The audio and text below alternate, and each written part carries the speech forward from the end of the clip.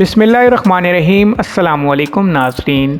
खुश्क मौसम में कई अफराद की एड़ियाँ फटने लगती हैं, जिससे पैरों की खूबसूरती मान पड़ जाती है। वैसे तो मौसम सरमा के दौरान लोगों को फटी एड़ियाँ परेशान करती हैं, लेकिन अक्सर औक़ात ख़वातीन मौसम गर्मा में भी फटी एड़ियों की शिकायत करती हैं, क्योंकि उनके हाथ और पाँव ज़्यादा देर तक पानी में रहते हैं, जिससे जल्द खुश्क हो जाती है।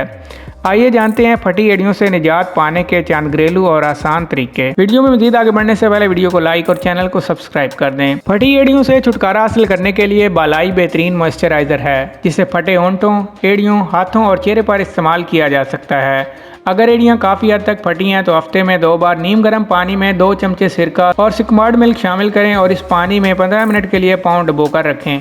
फिर किसी पत्थर या फुट फाइलर से एड़ियों को आहिस्ता आहिस्ता रगड़ने के बाद तौलिए से खुश्क कर लें। अब एड़ियों पर पेट्रोलियम जेली का अच्छे तरीके से लेप करें, हत्ता कि जेली दरारों के अंदर चली जाए, और इसके बाद जुराबें पहन लें।